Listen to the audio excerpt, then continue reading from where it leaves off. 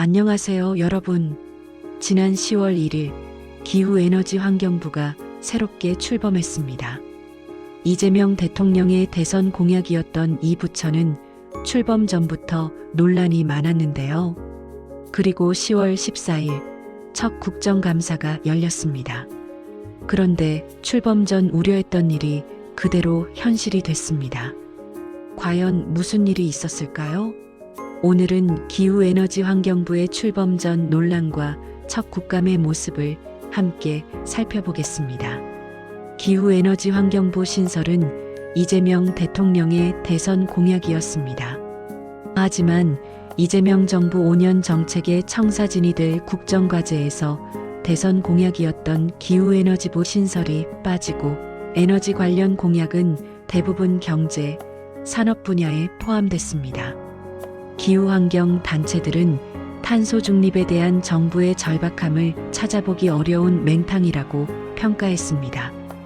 대선 공약이 국정과제에서 빠지면서 첫 번째 논란이 시작됐습니다.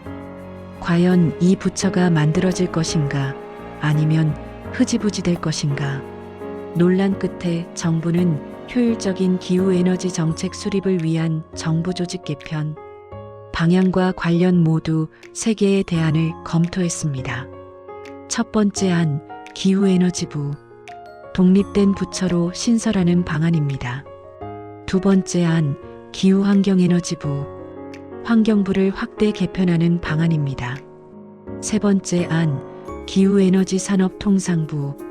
산업부를 확대 개편하는 방안입니다.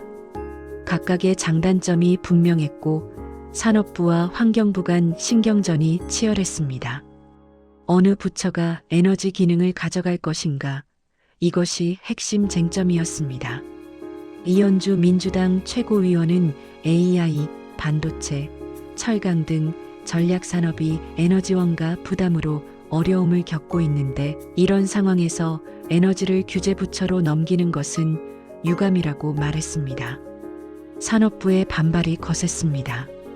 에너지는 산업의 핵심이자 경쟁력의 원천인데 이를 환경부에 넘기면 산업이 도외시될 수 있다는 우려였습니다. 정부안에 따르면 산업부 산하에너지정책실 중 에너지정책관, 전력정책관, 재생에너지관, 원전산업정책국, 수소경제정책관 등이 환경부로 넘어가지만 자원산업정책국은 산업부에 잔류합니다. 에너지 기능이 완전히 일원화되지 않은 채 이원화되는 문제도 지적됐습니다. 기후에너지부가 기후위기 대응을 위한 주무부처가 아니라 또 다른 신산업 육성과 부흥부처로 전락해서는 안 된다는 우려도 제기됐습니다. 환경단체는 기후위기 대응이 최우선이어야 한다고 주장했고 산업계는 산업 경쟁력이 무너지면 안 된다고 맞섰습니다. 각계는 출범 전부터 기후에너지환경부가 환경에 지나치게 치우쳐 산업을 도외시할 수 있다고 우려했습니다. 과연 이 우려는 기우였을까요? 결국 2025년 9월 26일 환경부를 기후에너지환경부로 개편하는 내용 등이 담긴 정부조직법 일부 개정 법률안이 국회 본회의를 통과했습니다. 기후에너지환경부가 기후, 에너지 정책을 총괄하는 컨트롤타워로 설정되었습니다. 이는 환경부의 기후정책과 산업통상자원부의 에너지정책을 기후에너지환경부로 통합해 기후위기 대응과 재생에너지 확대를 일관되게 추진하겠다는 정부의 의지가 반영된 것입니다. 기후에너지환경부의 공식 출범은 10월 1일 드디어 새로운 부처가 탄생했습니다.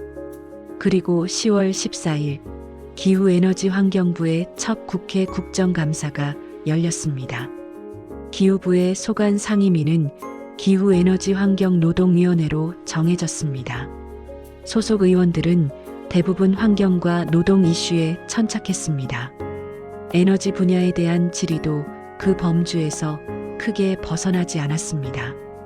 가령 석탄 발전 폐쇄 및 재생에너지 확대와 관련해서는 산업에 미칠 영향보다는 노동자의 실직 등 정의로운 전환에 초점이 맞춰졌습니다. 정부는 석탄 발전소 폐쇄로 생기는 전력 공백의 상당 부분을 재생에너지로 채운다는 계획입니다. 현재 34기가와트인 재생에너지 설비 용량을 2030년까지 100기가와트 이상 늘리겠다는 것인데 과연 현실성이 있는 계획인지 부작용은 없는지에 대해서는 이날 아무도 질문하지 않았습니다. 출범 전 우려가 그대로 현실이 된 겁니다. 기후변화 대응을 위한 재생에너지 확대 정책은 국내 산업 육성도 함께 고려해야 합니다. 태양광 셀의 중국 의존도가 90%를 넘고 해상풍력의 경우 터빈 등 주요 기자재를 외산에 의존하고 있습니다. 하지만 이날 국감에서는 이런 문제가 진지하게 다뤄지지 않았습니다. 김성환 기후부 장관은 국산 텐덤 태양전지를 조기 상용화하겠다고 밝혔지만 기술 수준, 시기 등 구체적인 내용은 언급하지 않았습니다. 이용우 더불어민주당 의원은 용인 반도체 국가산단에 들어갈 액화천 연가스 LNG 발전소가 기후변화 대응에 적합하지 않다고 문제를 제기했습니다. 그린피스 등 일부 기후환경단체가 용인 반도체 산단 LNG 발전소의 건설 허가를 취소해달라고 행정소송을 제기한 내용과 같습니다. 하지만 LNG 발전은 재생에너지의 변동성을 보완할 수 있는 발전원입니다. 장기적으로 재생에너지를 확대하기 위해서라도 일부 LNG 발전소는 필요합니다. 산업진흥에 대한 논의가 아예 없었던 것은 아닙니다. 김소혜 국민의힘 의원은 기후 테크에 대한 지원을, 윤상현 의원은 국가 온실가스 감축 목표 NDC의 산업계의 목소리 반영을 요청했습니다. 하지만 이날 4대강, 기후댐, 녹조 등 환경 이슈에 가려 제대로 조명받지 못했습니다. 일부 여당 의원은 산업부문 온실가스 감축 목표를 더 강화해야 한다고 주장했습니다. 에너지는 기후 변화에 대응할 수 있는 중요한 수단이기도 하지만 국가 경제 발전 및 안보와도 직결됩니다. 기후, 환경뿐 아니라 산업 관점도 균형 있게 바라보지 않는다면 머지않은 시기에 다시 한번 정부 조직 개편을 해야 할지도 모릅니다. 사실 이런 시행착오는 우리나라만의 문제가 아닙니다. 다른 나라들도 기후, 에너지 부처를 신설하거나 통합하면서 비슷한 문제를 겪었습니다. 환경 중심으로 가다가 산업이 무너지거나 산업 중심으로 가다가 기후위기 대응에 실패하는 경우가 많았습니다. 균형을 찾는 것이 얼마나 어려운 일인지 다른 나라들의 사례가 보여줍니다. 우리나라도 똑같은 전철을 밟고 있는 건 아닐까요? 오늘 기후에너지환경부의 출범 전 논란과 첫 국감을 살펴봤습니다. 대선 공약에서 국정과제 누락, 3가지 시나리오 경론, 산업부의 반발, 출범 전부터 우려가 많았습니다. 그리고 10월 14일 첫 국감에서 그 우려가 현실이 됐습니다. 환경과 노동 이슈에 천착하고 산업 관점은 사라졌습니다. 재생에너지 100기가와트 확대의 현실성은 누구도 묻지 않았고 태양광 셀의 중국 의존도 90%는 진지하게 다뤄지지 않았습니다. 에너지는 기후 변화 대응의 수단이자 국가 경제 발전 및 안보와 직결됩니다. 기후, 환경과 산업의 균형을 찾지 못한다면 머지않아 다시 정부 조직 개편을 해야 할지도 모릅니다.